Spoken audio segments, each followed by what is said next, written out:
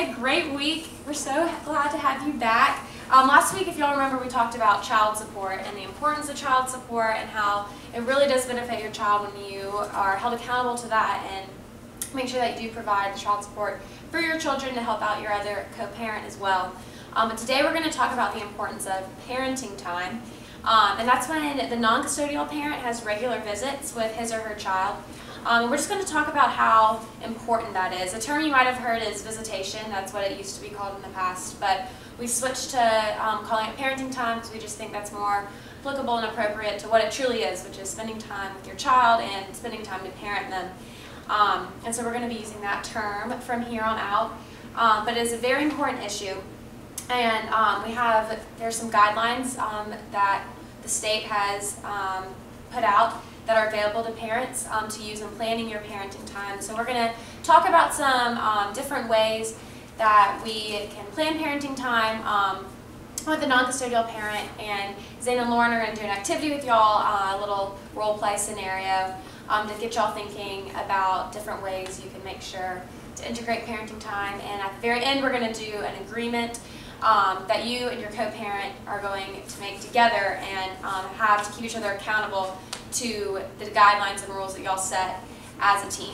So just be looking forward to that today, and we're so glad y'all are here. Okay, y'all, I'm Lauren, this is Zane, if y'all remember. So Zane is going to pass out some case study sheets for y'all to look over. I'll be reading a case study about a woman named Maria. Zane will read a case study about Felix. So we're actually going to split the room in half. This side, y'all are going to pay attention to Maria's story, and we'll later ask some questions about hers. And then this side of the room will be Felix, so y'all pay attention to his case study. So I'm going to go ahead and read Maria's, so y'all just kind of read along with us, and then after we both read the case studies, we'll talk about the questions. Okay, so Maria is trying to make some difficult decisions about parenting time for her baby's father. This is her story. Maria's son, Juan, is 10 months old and looks just like his dad, Felix. She says that he has Felix's personality, too. According to Maria, just like his dad, Juan can be very stubborn and then turn around and take my breath away with his smile. Juan's father has not been around very much the last month or so.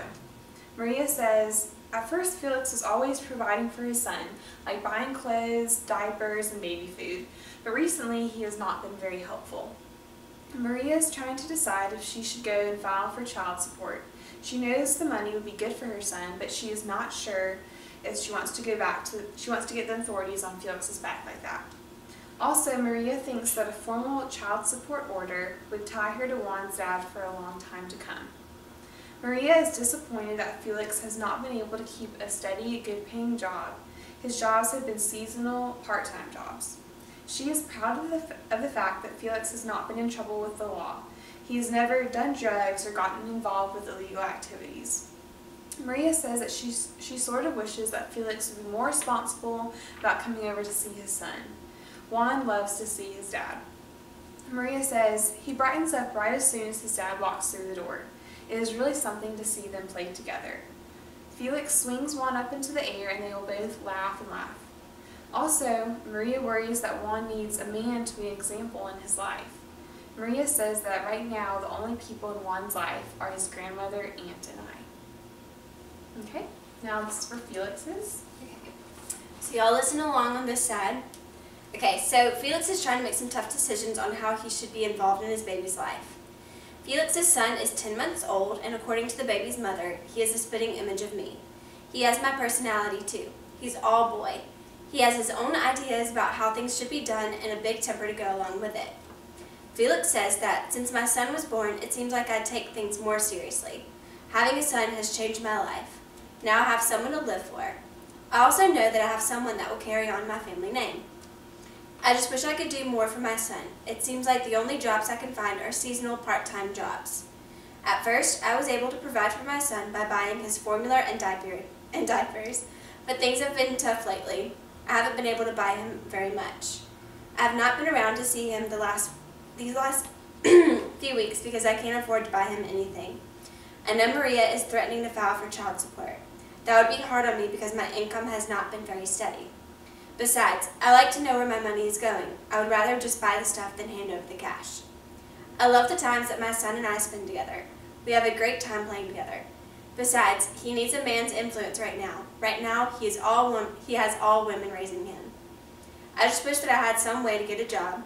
It seems like all the programs are set up to hurt fathers. None of them seem to be there to help us support our kids. So we're going to go over a couple questions, and then in a minute we'll break you up into groups to discuss these. One question Felix has had been thinking of is, what barriers keep Felix from spending more time with his son? What advice would you give Felix about being involved in his son's life?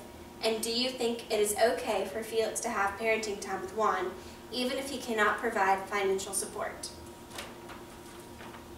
Okay, and so for the Maria side, these are some questions that y'all can be thinking about and we'll answer next.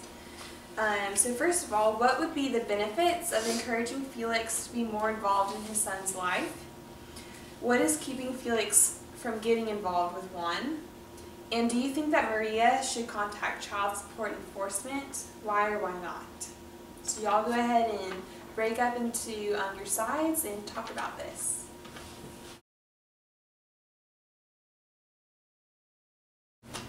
Alright, so now that y'all spent some time going over the answers to these questions, would y'all like to share some of the answers that y'all thought of in terms of first Maria's question? Yes, Maggie. Well, a benefit would be that he would have a more consistent influence in his life if he was spending more time with them. And since it would be consistent, that would be a better role model than coming in and out. And so it would benefit his son, and it would also develop a relationship that could grow over time. Yeah, so just like being consistent, not being just in and out, just a better role model for one. Exactly. Right. Good job. Okay, so for Felix, we asked what barriers we thought held Felix back from spending time with his son. What did y'all come up with over here? Yes. Okay, so we talked about how Felix just felt like he couldn't support him well, so he didn't feel like he could get to hang out with him because he didn't feel like he had that support. Very true. He didn't feel like he had a steady job and he couldn't support his son, so he didn't feel like he should have that time with his son. Very, very true. Good job.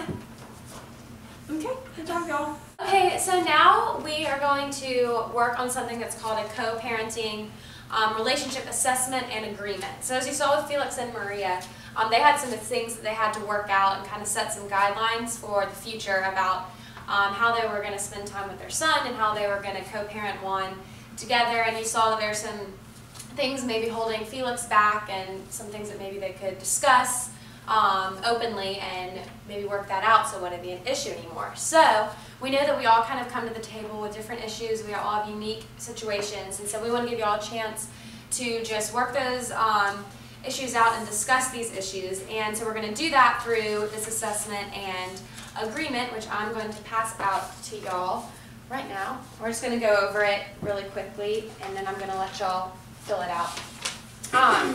But so it asks us some questions. At first, you're going to assess your relationship with your co-parent. So it's asking you, what kind of relationship do you have with your child's other parent? Is it cooperative? Is it high conflict? And y'all can do this assessment separately, and then you're gonna come together and work with your co-parent to discuss what you said.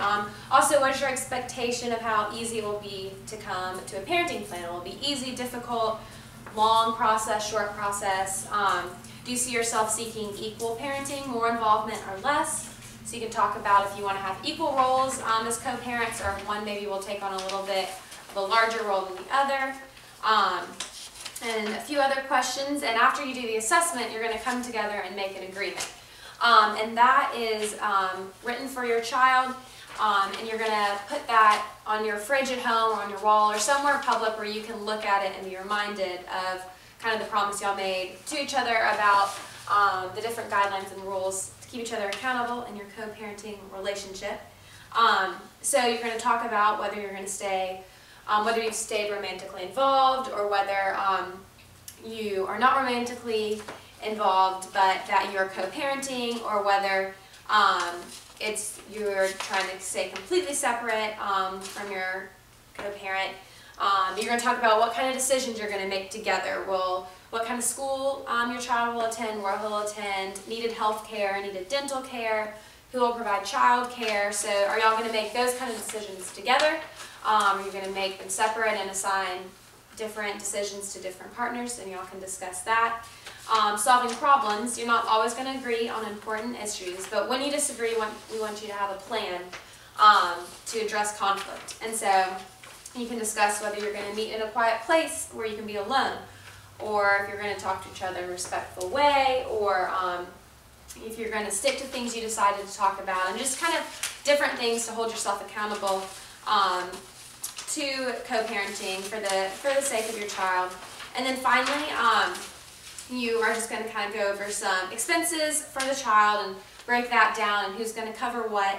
And also, if you want to make changes to your plan, you're going to have a plan of action for doing that. So we are going to let y'all work on that. Also, if you just want to take the assessment now, you can meet at a later time to go over the co-parenting, to go over your actual co-parenting plan and everything. But we do encourage y'all to use these packets we've given you to just air everything out and just make sure that you have guidelines in place for the future of your child and for your co-parenting relationship.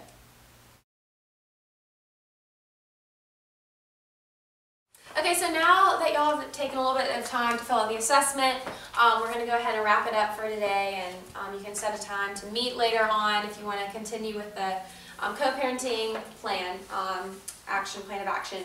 But basically, we just want y'all to really take away that parenting time is very important, and it's just as important as child support, which we talked about last week. Child support is very important, but parenting time is equal in importance, and it can be difficult to negotiate parenting time.